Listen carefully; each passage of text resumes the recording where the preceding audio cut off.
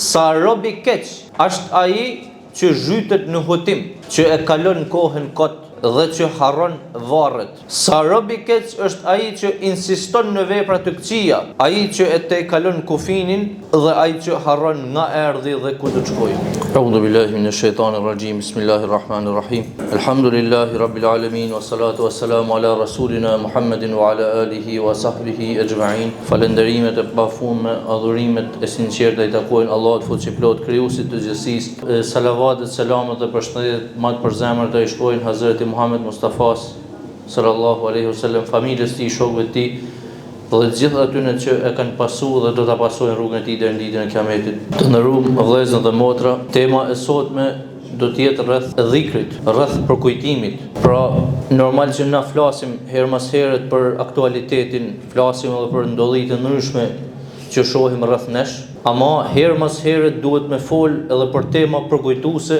që kanë të bëjnë me botën tonë të mbrëmshme, me botën e mbrëmshme të njerëzit dhe jo vetëm me atë të jashtme, sepse botën e jashtme e ndërton bota e mbrëmshme e njerëzit. Atë çka ka përmbrëmna njeriu e shfaq jashtë. Kur përmbrëmna përmirësohet njeriu, përmirësohet edhe bota jashtë, sepse reflektimi i botës shpirtërore të njerëzve reflekton jashtë, pasqyron edhe ndërtohet shoqëria në këtë mënyrë. Prandaj her mas herë duhet me ja përkujtu vedit, duhet me ja përkujtu vëllezërve dhe motrave besimtare dhikrin e Allahut, pra me kujtu Allahun sa ma shumë. Allahu thot në Kur'an, Bismillahirrahmanirrahim, Istahwadha alayhimu shaytanu fa ansahum dhikrallahi ulaika hizbu shaytan ala inna hizba shaytani humul khasirun. Këto flet për disa njerëz që e kanë harruar Zotin. Thot që ata thot i ka vënë poshtë djalli, i ka vënë përfundit djalli dhe i ka bën që të harrojnë përmendjen e Allahut. Ata janë pala e djallit, pra pala e shejtanit. Dhe nuk ka dyshim se pala e shejtanit janë humbësit, janë të humburit. Ndërsa pejgamberi Muhammed sallallahu alaihi wasallam ka thënë kështu: sa robi keq është ai që zhytet në hutim, që e kalon kohën kot dhe që harron varret. Sa robi keq është ai që insiston në vepra të këqija, ai që e te kalon kufinin dhe ai që harron nga erdhi dhe ku do të shkojë. Hadith i mrekullueshëm që duhet me lexu shumë. Prandaj po e përsërisim edhe herë duke ju kërkuar vëmendje të plot. Pejgamberi alayhis salam thot: sa robi keq është ai që zhytet në hutim, pra gafili, ai që e kalon kohën kot dhe që harron varret. Sa robi keq është ai që insiston në vepra të këqija, ai që e te kalon kufirin, pra që e tepron me gjunahe dhe me vepra të këqija, dhe ai që harron nga erdhi dhe ku do të shkojnë. Shërimi i tonë këtyre gjanave është dhikri i Allahut. Me përmend Allahun shumë, qysh se çohesh në sabah e deri në mramët, derisi të bish me fjet. Në qoftë se arrin njeriu me e formu këtë dhikrin e Zotit, me e bë pjesë të vetes, me e bë zakon, me fitu këtë virtyt, atëherë të tana këto që përmenden këtu në hadith do të shpëtojnë prej këtyre njeriu.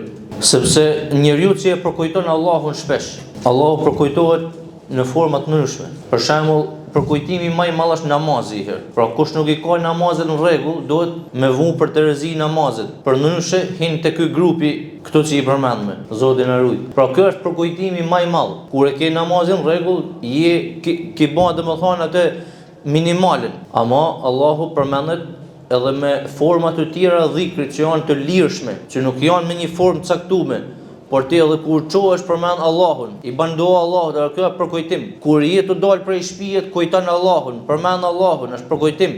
Kur je të shku diku, përmend Allahun. Kur je rrugës ti të ec dhe shef disa fenomene rrugës, kujtohen domethënë udhëzimet e Allahut, sepse edhe me lexu jetën e jashtme, me argumentet e Zotit, duke i pa fenomenet jashtë si argument i Zotit dhe duke i pa fenomenet jashtë si mësime, çfarë do më tregu Zoti, çfarë do më na thon Zoti me këto ndodhi, me këto gjana, me këto ngjarje. Edhe kjo është përkujtim, në fakt. Arrin robi deri në atë pikë sa që gjithkund kudo që të jetë, ai e përkujton Zotin.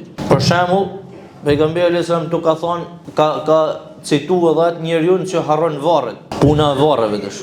Se ne duhet me gjujtë rastin që njerëzve mi u mësu gjana të treja, detaje që ndoshta nuk e kanë ditë. Edhe këtu po e gjej rastin edhe unë që pejgamberi alayhis salam këtu ka thonë sa robi keq është ai pika, pra i ka rreshtu edhe njëri prej tyre është ai që harron varret. Se bo me harru varrin, harron vdekjen. Bo me harru vdekjen, e ke ma kollaj mu hutu edhe mas mu friksu. Se vdekja për kujtim. Thot pejgamberi alayhis salam, përkujtone atë që lezetet e dynjas i pret si thika.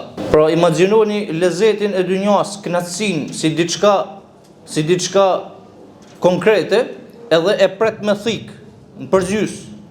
Ajo a vdekja, ajo që e pret me thik. Thika a vdekja. Sepse në momentin që i vjen vdekja, robit i hum kuptimi për çdo gjë. Pra e hum rëndësinë çdo gjë tjetër. Ai fokusohet më në aty, ç'është të po aty. Edhe një detaj të rëndësishëm që ju thash parë gjeta rastin me e thanë, në botën ku jetojmë sot, në botën moderne ku jetojmë sot, na musliman, pra përfshin edhe musliman, që jo musliman pas e po, dihet ajo punë, ama përfshin edhe musliman, i kena tret vorret jashtë, i kena tret larg. Varret i kena çu dikon larg, i kena çu dikon periferi, në për kodra, ose dikon periferi të qytetit. Si u duket ky fenomen për shembull?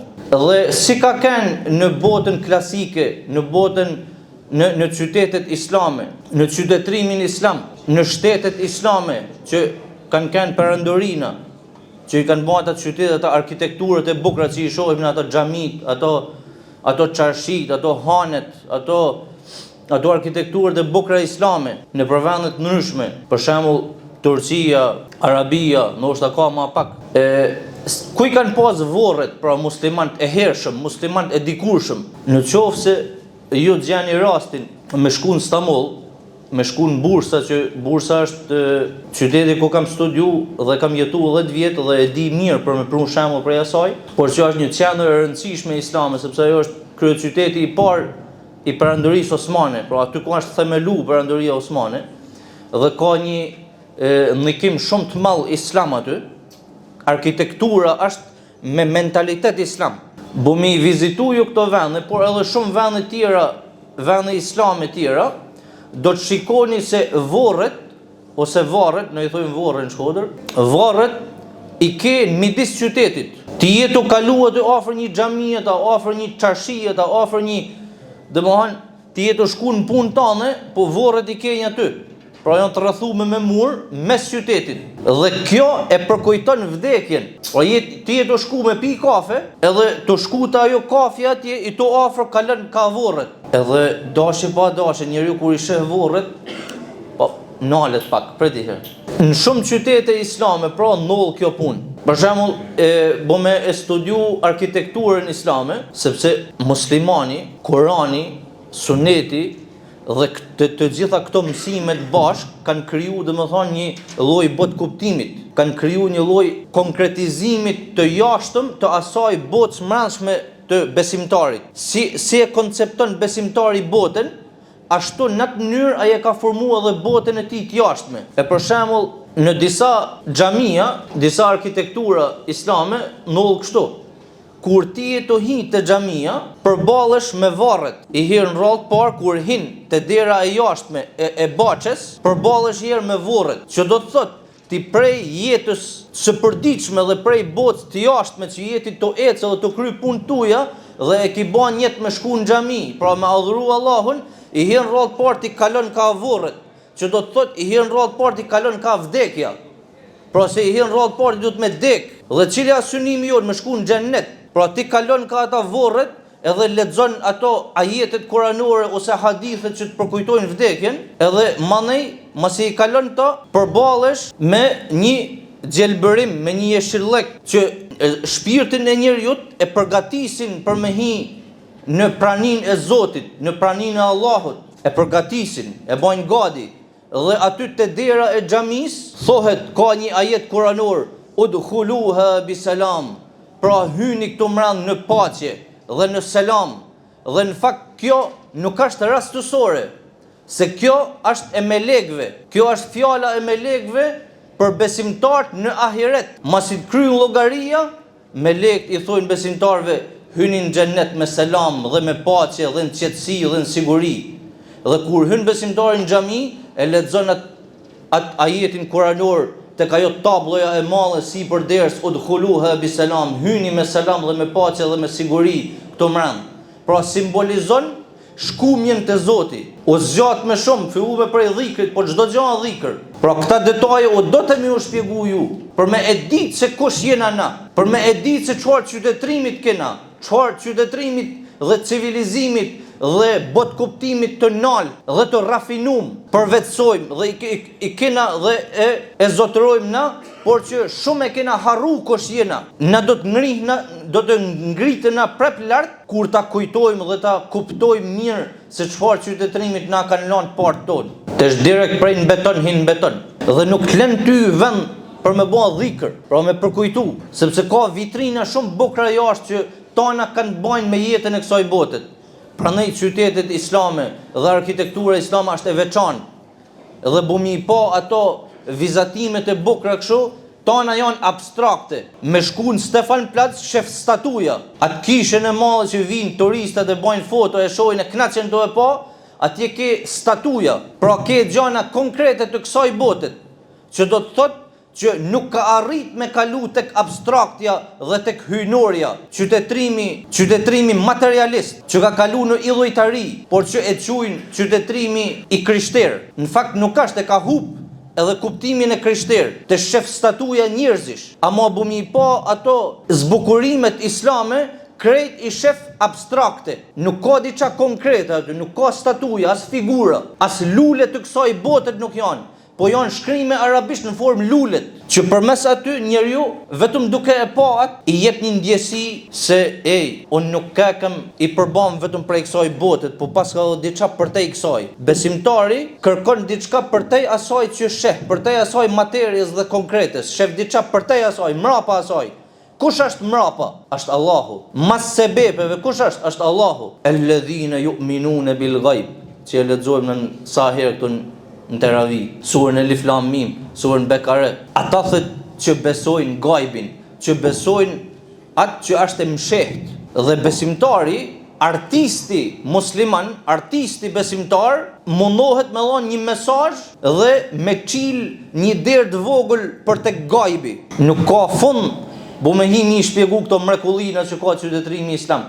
Pra tona këta e kanë bërë bashkë që njeriu që jeton në një qytet islam, edhe pa pas ditoni dhe informacion shumë të madh, edukohet vetëm të ecë, edukohet vetëm të pa, edukohet vetëm të jetu dhe të marr ajrin e atij qytetit.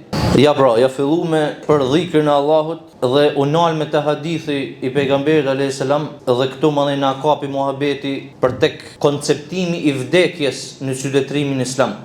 Muslimani dhe besimtari nuk e ka frikë vdekjen, as nuk ka problem me vdekjen, as nuk i duket diçka e kopshme vdekja, por është diçka shumë normale e jetës. Është një proces krejt natyral i jetës që besimtari është shumë në paqe me te, në paqe me vdekjen, nuk është në kundërshtim. Prandaj edhe varret dhe vdekjen e kanë marrë gjithmonë brenda jetës, sepse jeta dhe vdekja janë të mbledh në bashkë. Pse u nal me kaq shumë të vdekja? Sepse vdekja është përkujtuesi më i madh i Allahut. Vdekja është dera më shkuta e Allahut. Prandaj besimtari nuk friksohet dhe nuk e ka problem. Allahu xhaleshanuhu na dhaf një jetë të hajrit, një jetë të mirë, një jetë të devotshme, edhe na e mundësoft një vdekje të mirë, një përfundim të mirë. Na bën për atyre që e përkujtojnë gjithmonë dhe i bajnë dhikr gjithmonë atij, Allahut azza wa jall, edhe sa jena në jetën e kësaj botet, por inshallah edhe në ahiret, sepse në ahiret ka diçka që nuk marron. Çdo obligim marron në ahiret. Kur hin në xhennet, çdo obligim marron. Namaz nuk ka, agjërim nuk ka, adhurim fizik nuk ka, ama diçka vazhdon edhe atje. Edhe në xhennet vazhdon diçka. Elhamdulillahi rabbil alamin. Falënderimi i takon Allahut, Zotit të botrave. Hamdi, falënderimi, dhikri vazhdon edhe atje. Allah na mundsoft edhe në këtë botë me përjetu praninë e Allahut xhaleshanuhu në vetët tona, me jetu një jetë duke e përkujtuar Allahun edhe në xhennet përjetësisht duke e falendëruar pafund. Amin, walhamdulillahi rabbil alamin. El Fatiha.